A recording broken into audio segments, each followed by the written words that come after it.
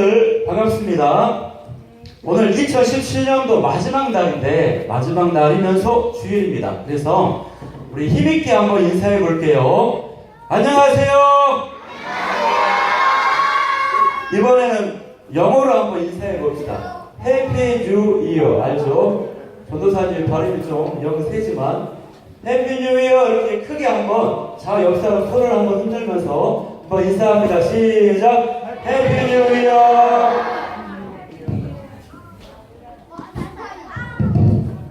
자, 오늘 전도사님이 이제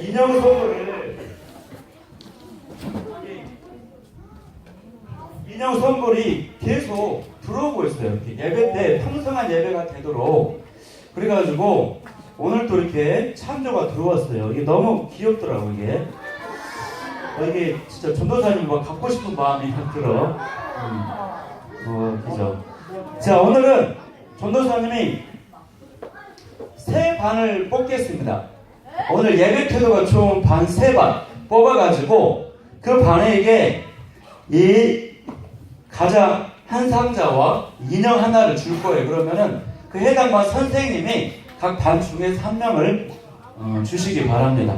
1년 전체를 평가해가고 주시면 됩니다.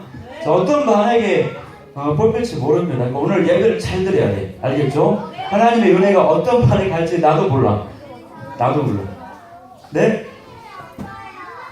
내가 이제 판단해서 내가 결정해서 그리고 이때가 오실 거야. 그리고 주면은 내가 이야기해주면 되니까 그걸 염려하지 마세요. 자, 우리 질문하겠습니다. 여러분은 누구입니까? 여러분은 누구입니까? 여러분은 누구입니까? 여러분은 누구입니까?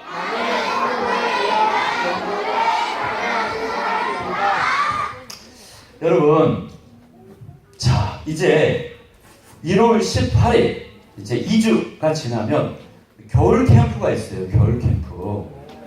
자, 겨울 캠프가 있는데 어떤 친구들이요 먼저부터 막 겁을 먹고 캠프 가고 힘들어, 피곤해, 가기 싫어, 이렇게 먼저부터 미리서부터 마음을 먹은 사람이 있더라고.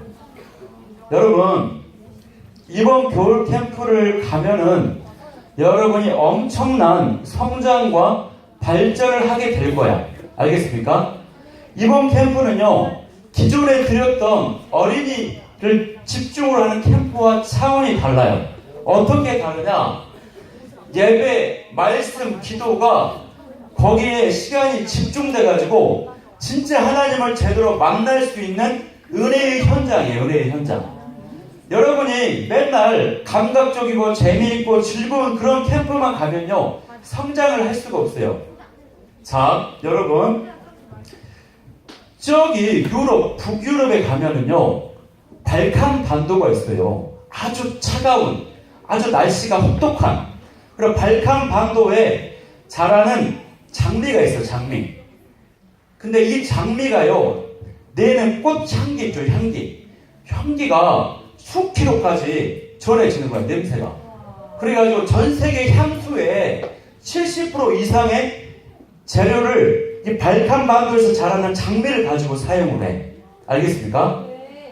이 발칸 반도의 장미는요 혹독한 환경에서 자라가지고 아주 강력한 향수로서 쓰임을 받는 거예요. 알겠습니까? 그리고 이것을 수확을 할 때 언제 수확하냐면 그것도 가장 추운 시간인 새벽 2시에 이 장미를 딴대요. 만약에 여러분 온실에서 비닐하우스에서 예쁘게 자란 장미가 있어요. 저거는 발칸 반도에서 아주 어려움을 겪고 자란 장미야. 근데 온실에서 자란 장미는 생명력이 있을까 없을까? 없어요. 향기도 멀리까지 전해질까 안 전해질까? 안전해져. 알겠습니까? 여러분, 이번 겨울 캠프를 가면은 제대로 훈련받고 제대로 성장해서 아주 놀랍도록 쓰임받을 수가 있습니다. 알겠습니까? 또 하나 이야기해 줄까요? 대한민국에요 경상부터 총성에 나는 사과가 그렇게 맛있고 유명하대요. 꿀사과. 근데 왜 그러냐면 이 경북 총성은요 산지 지형인데 일교차가 굉장히 크대요. 일교차가. 근데 사과한테는 일교차가 크면은 사과가 견디기가 굉장히 어려운 조건이야. 근데 일교차가 크다 보니까 이 사과가 날씨가 따뜻할 때는 따뜻해졌네. 이제 기지개를 펴볼까? 기지개를 펴려고 하는데 갑자기 추워지는 거야. 다시 추워졌네 하고 갑자기 이제 굳어지는 거야. 이런 것들을 반복하면서 사과 안에서요. 그리고 껍질 조직들이 아주 맛있는 조직으로 변한다는 거야. 화학적으로. 그러니까 이 사과 이야기도요. 우리가 훈련받고 연단받고 해서 엄청나게 쓰임받는 인물이 된다는 거예요. 알겠습니까? 네. 여러분 솔직히 지금 캠프 가기 싫어요. 전도사님 손 한번 들어보세요. 가기 싫어 죽겠어. 진짜.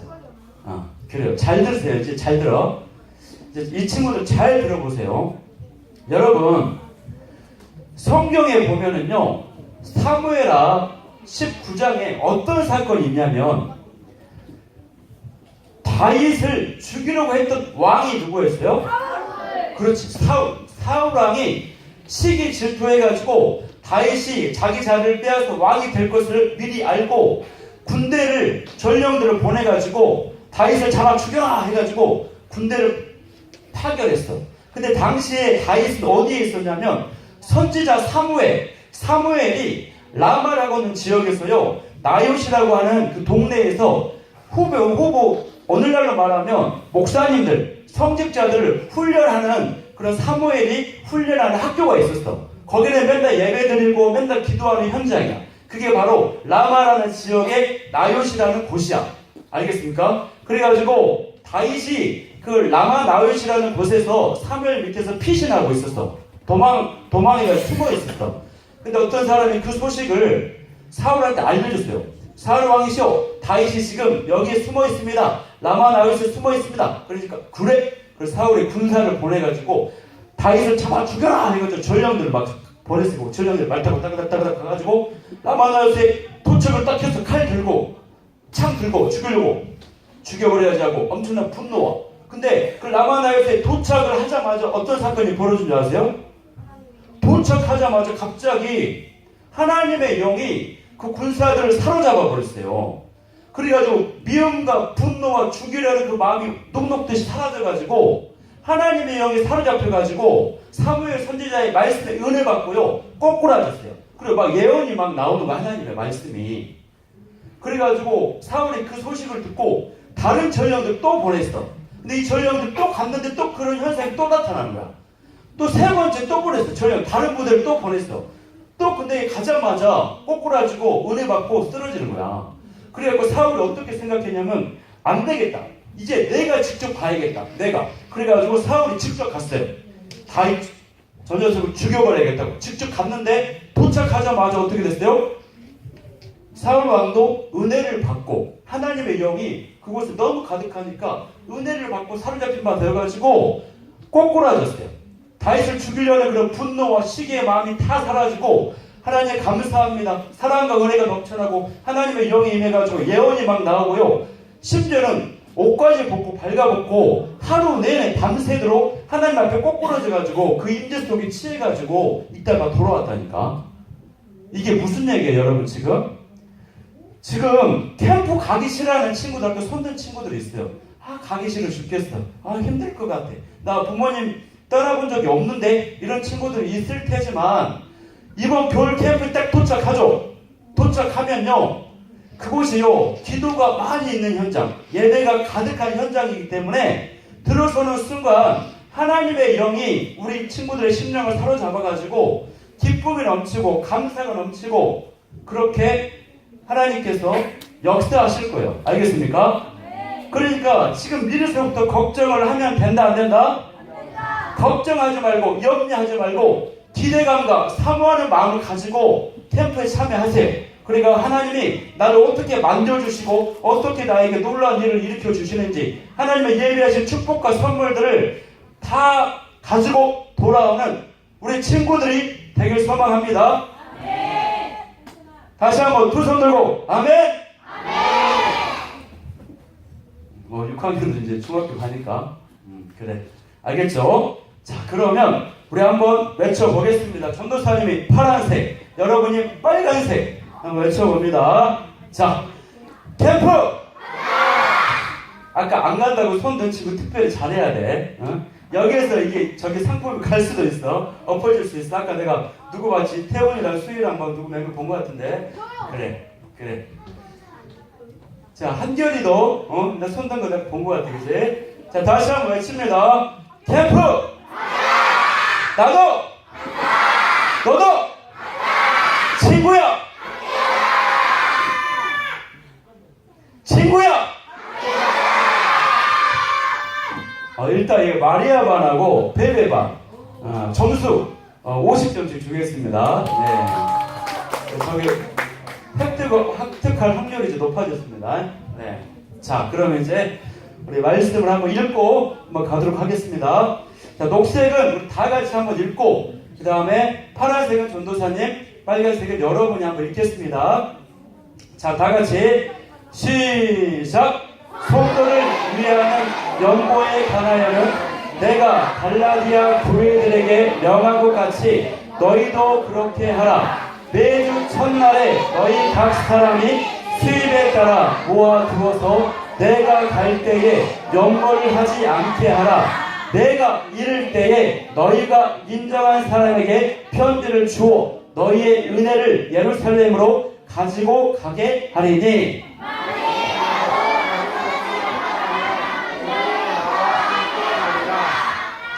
내가 마게도냐를 지날 터이니 마게도냐를 지난 후에 너희에게 가서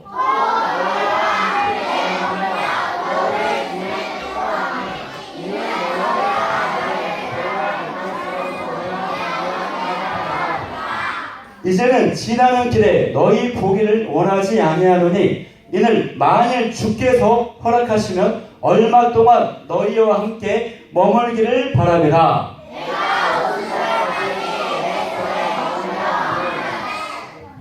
내게 광대하고 유효한 문이 열렸으나 대적하는 자가 많음이라.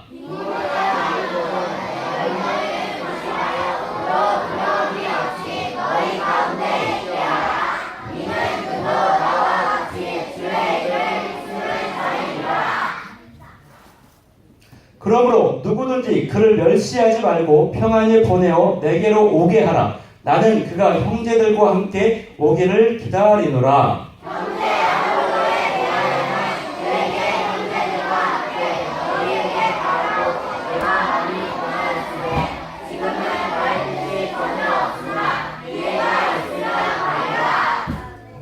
다같이 아멘. 우리 김태훈 한번 일어나 보세요. 태훈이 너무 예쁘게 말씀 봉독을 잘했어요. 박수 한번 하겠습니다. 자, 우리 동주 주겠습니다. 동주가 제하선 자세가 너무 예뻤어요. 네. 박수 한번 합시다. 동주. 네. 네, 말씀 한번 제목 한번 읽겠습니다. 시작. 오늘이 마지막 2017년도 마지막 날인데 설교 제목이 마지막 인사입니다. 마지막 인사. 이게 딱 공교롭게도 맞아 떨어지네. 자, 고린도전서는요, 여러분 총 16장으로 구성이 되어 있죠. 오늘 사도 바울이 고린도 교회에 보내는 고린도전서 마지막 16장에서 마지막 인사를 하고 있어요. 이렇게 마지막 인사.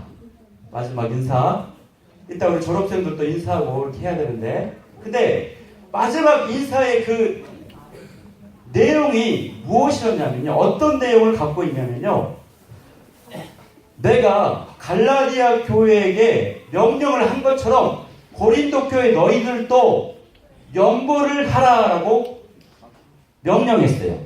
권면했어요. 이게 바로 마지막 인사의 내용이었어요.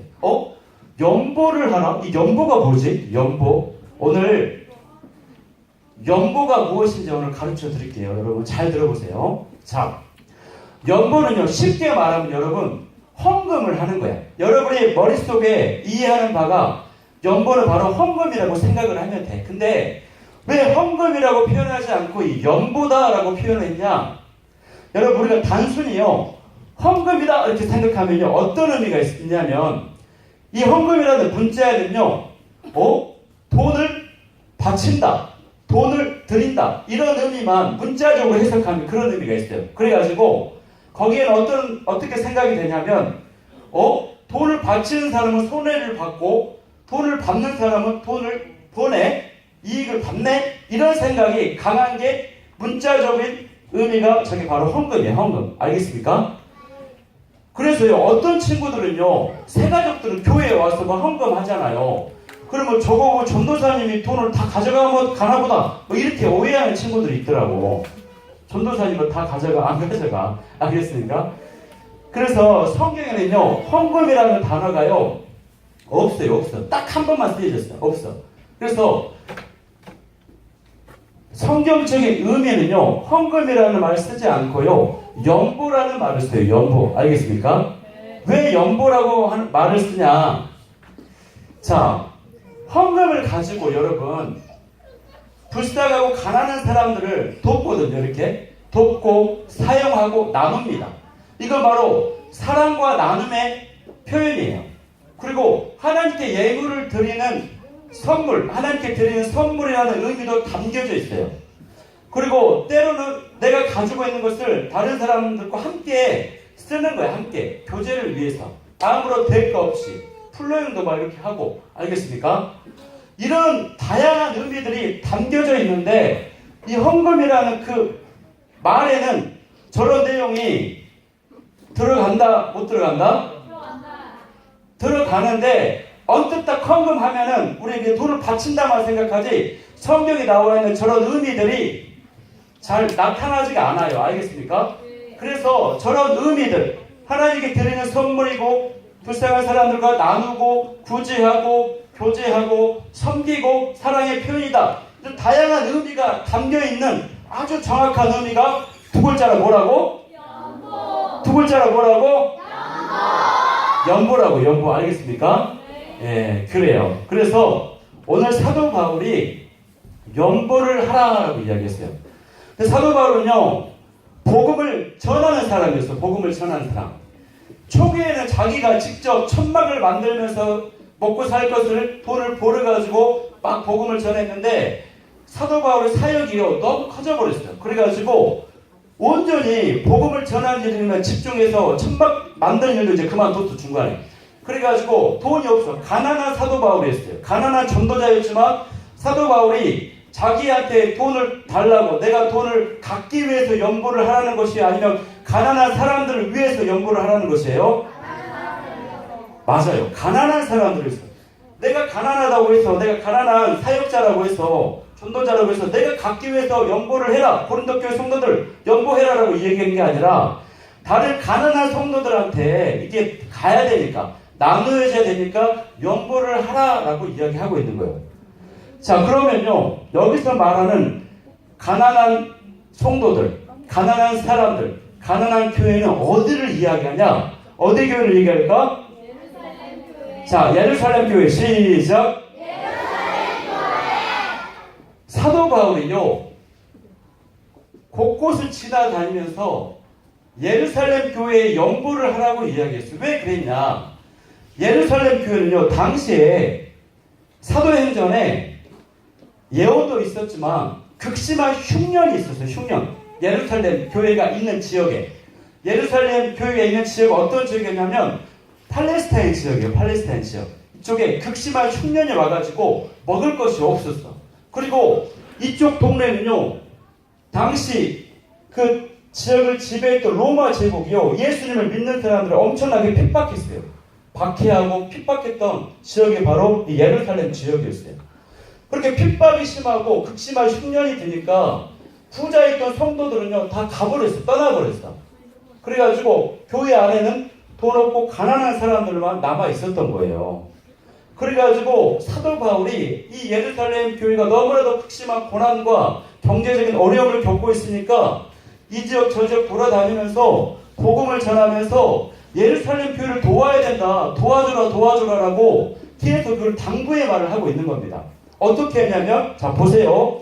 여기는 이제 지중해 연안이거든요. 지중해 연안인데 여기가 이제 팔레스타인 지역이야. 보라색 돼 있는 데가 바로 예루살렘 교회가 있는 동네야. 근데 사도 바울이 어디에 복음을 전했냐면 위로 올라가지고 수리아, 바로 안디옥 교회에서도 복음을 전했어. 그래가지고 안디옥 교회 가서도 연보를 하세요 하니까 안디옥 교회도 연보를 했어요. 그 다음에 또 갈라디아 교회에서 사도 바울이 교회를 세우고 복음을 전했어요. 그리고 또 거기서도 연보를 하세요. 갈라디아. 그 다음에 또 어딜 마게도냐, 또 아가야. 이렇게 사도 바울이 전도 여행을 하는 곳마다 만나는 교회마다 성도들한테 예루살렘 교회가 너무 힘들다, 연보를 해라, 도와줘야 된다라고 호소했고 그 이 지역들 교회들이 다 반응을 했어. 그렇게 예물을 나눴단 말이에요. 알겠습니까? 오늘 우리가 근데 어떤 말씀 보는 거예요? 지금 우리가 오늘 말씀 어디 무슨 말씀 우리 지금 보는 교회가 어디 교회예요? 고린도 교회잖아요. 그래가지고 고린도 교회는 어디가 있냐면 바로 여기에 있어요. 여기에. 그래가지고 여기에 있는 고린도 교회 성도들한테 마지막 인사하면서 여러분도 연보를 하세요 라고 이야기하는 거예요. 알겠습니까? 네. 예루살렘 교회가 왜 이렇게 중요하냐 여러분 보세요. 예루살렘 교회는요 최초의 교회야. 최초의 교회. 여기서부터 예수님의 복음이 시작이 돼가지고 여기서부터 이방 지역에 복음이 전파되고 하나님과 예수님이 전해지고 천국과 영생에 대한 소망이 예루살렘 교회로부터 시작이 됐어요. 여러분. 그러니까 굉장히 중요한 교회 예루살렘 교회가. 이 교회가 무너지면 안 돼. 알겠습니까? 영적인 것을 풍성하게 공급했던 나눠줬던 교회가 바로 예루살렘 교회야. 근데 이 예루살렘 교회가 경제적으로 어려워서 가난해서 위기에 빠져 있어요. 위기에. 그래가지고 이방 교회들이 예루살렘 교회를 물질로 도와주면서 경제적으로 도와주면서 이 땅에 있는 수많은 모든 교회는 하나구나. 하나님의 교회는 하나구나. 그리고 성도의 교제가 가난한 사람이나 부자이든 함께 교제가 이루어지구나 라는 것을 확인하게 됐어요. 무엇을 통해서? 연보를 통해서 확인하게 됐다고. 알겠습니까 여러분? 예, 알겠죠? 그래. 자, 그러면 전도사님이 한번 질문합시다. 이제 중요한 거, 실천적인 거.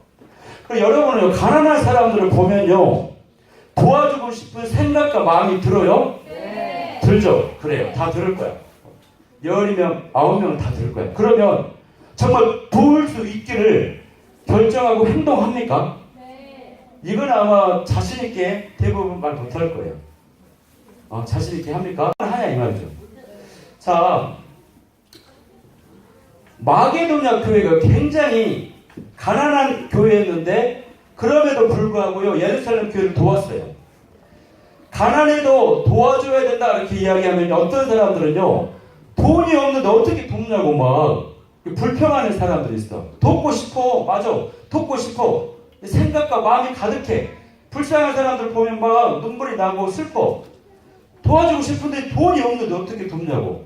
이렇게 불평불만하는 사람이 있다고. 여러분 같은 경우면 전도사님 나 나이도 어린데 나이 어린 사람이 뭐 돈이 있어요. 돈 하나도 없어요.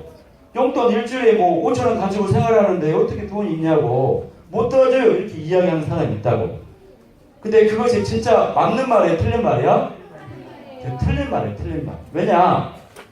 연보는 여러분 가지고 있는 것에 많고 적음에 달린 게 아니라 마음의 문제예요. 마음의 문제. 자, 저도 하나 이야기해 줄게요. 여수에 어떤 초등학생 자매가 있었어요. 자매. 이 자매들이요 불우이웃돕기 저금통에 수시로 돈을 동전을 모아가지고 동사무소에서 갖다 줬어요. 동사무소에 갖다 주면서 이것을 불우한 이웃에 사용해 주세요라고 이렇게 작년하고 올해 2년 연속 저렇게 선행을 베풀었어요. 근데 놀라운 것은요 이 자매들이요 집이 부자였냐 자기 집 엄마 아빠가 부자였냐 아니야. 이 자매의 가정은요 기초생활수급 대상자 한마디로 굉장히 가난해서 정부의 도움을 받지 않으면 살지 못하는 그런 가정의 자녀들이었다고. 알겠어요 여러분? 이렇게 여러분 남을 돕고 싶다 누구나 대부분 그렇게 생각하지만 실제적으로 행동하는 것은 많지가 않아. 알겠죠 여러분? 연보는요 중요한 것이요 많이 하고 적게 하고 많이 했는데 이게 중요한 게 아니라 작은 재정일지라도 마음을 담아서 정성스럽게 하는 거 이게 중요한 거. 자기의 형편에 따라서 모아서 하는 것이 굉장히 중요하다고. 여러분도 이제부터 집에서요 저금통을 하나 사세요. 알겠습니까? 사가지고 나는 이제 결정을 딱 하는 거야. 나 용돈 받으면 여기서 일부는 내가 가난한 사람을 돕겠다. 그래가지고 뭐 3개월에 한 번, 아니면 6개월에 한 번, 아니면 1년 전체 한 번 모아가지고 내가 불의를 돕는 데 사용하겠다. 이렇게 재정을 사용 계획을 세우기를 바랍니다. 아멘. 분위기가 좀 흐트러지려고 하네. 두 손 들고 아멘. 자, 우리 한번 읽겠습니다. 여기 이제 똑같이 가겠습니다. 한번 읽어봅니다. 힘있게 시작.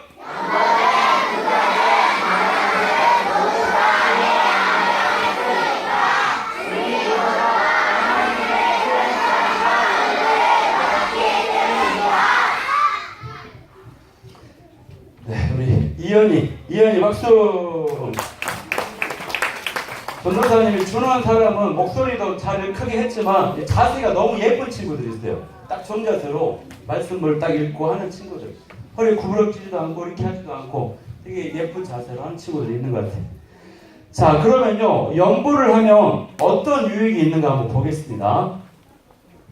두 가지만 나눌게요. 연보를 하면요, 예수님의 사랑을 아주 효과적으로 전할 수 있게 돼요. 알겠어요? 어떤 사람이 돈이 3일 동안 굶어서 돈이 없어가지고, 근데 그 사람 만나가지고 예수님은 당신을 사랑하십니다. 당신과 함께 하십니다. 항상 하나님은 여러분을 지켜주실 거예요. 인도해 주실 거예요. 이렇게 하면 이 사람이 정말 예수님이 나를 사랑한가 느낄까 안 느낄까? 못 느껴. 그렇게 말만 하면. 이 사람한테는 조용히 다가가서 배고프시죠? 제가 식사 한번 대접해 줄게 해가지고 맛있는 식당 가서 밥 한 끼를 정성스럽게 대접하고 나서 힘내세요. 힘들지만 힘내세요. 예수님이 당신을 사랑하십니다. 이렇게 하면 이 사람이 예수님의 그 사랑을 느낄까 안 느낄까? 느껴요, 여러분. 알겠어요? 그러니까 이 재정은 단순히 돈을 줬다 안 줬다가 아니라 예수님의 사랑을 전하는, 표현하는 수단이 아주 효과적인, 강력한 수단이에요. 이 재정을 통해서 여러분 우리의 마음을 주고받고 나눌 수 있는 것이 되는 거예요. 알겠습니까? 두 번째는 뭐냐면요, 성경에 보니까 우리 한번 녹색 한번 읽어봅시다. 한번 시작.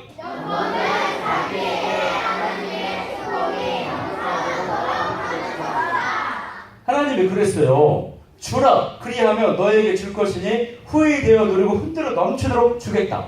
여러분이 베푸는 삶을 살면은 하나님이 그거 보시고 하나님이 여러분에게 넘치도록 더 배로 넘치도록 주신다고 그렇게 말씀하셨어요.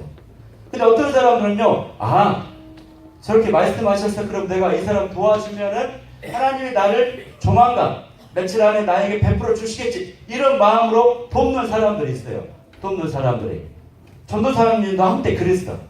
근데 그것은요, 기복신앙이에요. 기복신앙. 알겠습니까?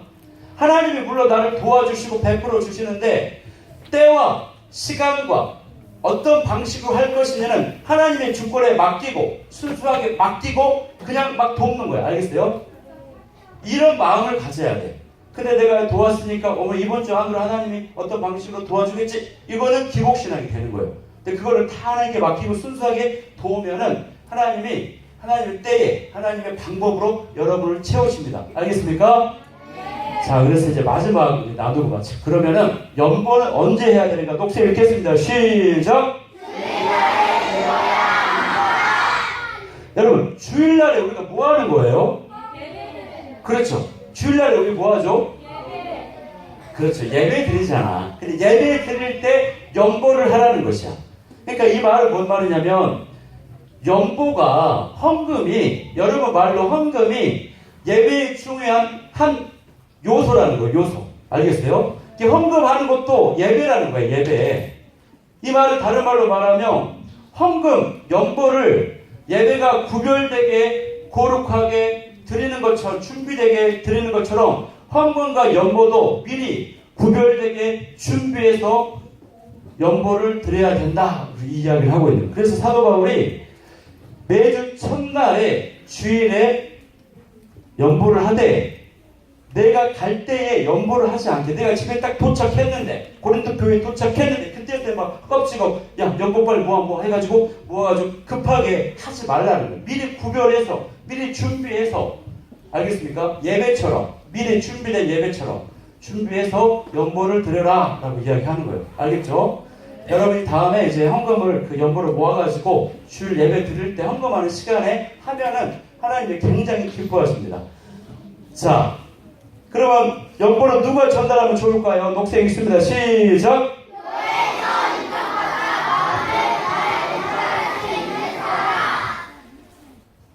자, 우리 유초동부에서요, 연보를 딱 모았어.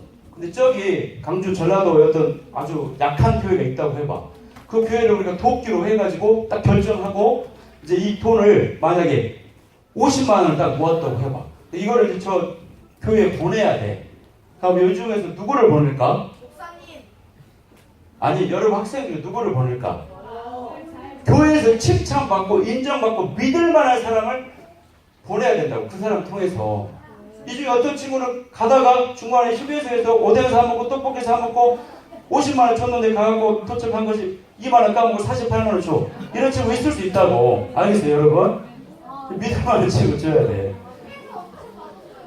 전도사님이 이게 실제 있었던 일 잘 들어봐, 여러분. 전도사님이요, 엄마 있죠, 엄마. 우리 엄마가요, 여러분만 할 때 시골에 가정집에 교회를 딱 세웠어. 교회. 그리고 당시에는요, 여러분, 헌금을 하는 게 아니라 쌀 있죠, 쌀가마니를 헌금을 했어. 그래가지고 그 교회에서 헌금이 한 쌀가마니 한 20가마니 정도를 모아놨어. 근데 그 회계를 담당하는 그분이요, 이 쌀가마니를 가지고요, 도망가 버렸다니까.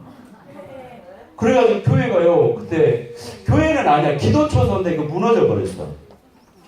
그래가지고 한 몇 년 후에 소식이 들려왔는데, 그 회계를 담당했다. 그 쌀가마니를 자기가 가지고 도망가서 먹어버렸다. 그 집사님이 쫄딱 망했어. 하나님 치신 거야. 팍 쳐버린 거야. 쫄딱 망해가지고 구걸하는 사람들. 우리 어머니가 이 얘기 해주더라고. 알겠어요, 여러분? 여러분이 정말 믿을 만한 사람 되었으면 좋겠습니다. 자, 이제 진짜 마지막 빨리 가겠습니다. 자, 성경이 금전의 연보 녹색 읽겠습니다. 시작!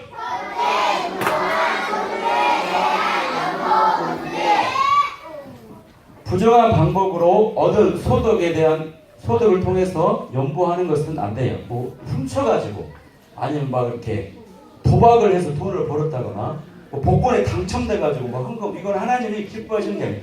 자, 두 번째 읽습니다. 녹색 시작. 나 돈 많다고, 나 이렇게 많이 헌금했다고 막 사람들한테 보여주려고 막 가시하면서 막 이렇게, 그것도 하나님이 기뻐하시는 게 아니야. 자, 마지막 세 번째 시작. 하기 싫어 죽겠네. 할까 말까 하다가 겨우 하는 거, 이것도 하나님이 기뻐하시지 않는 거예요. 알겠습니까? 여러분, 하나님 돈이 굉장히 많으신 분이거든요. 마음을 받기를 원하시는 거예요, 여러분. 마음을 받기를 원하십니다. 자, 우리 이제 마치겠습니다. 그래서 여러분이 그 연보가 무엇인지 깨닫고 가난하고 불쌍한 사람들을 위해서 연보하는 그런 멋진 친구들이 되길 소망합니다. 자, 우리 질문하고 답변하고 마치겠습니다. 질문하고 답변하고 마칩니다.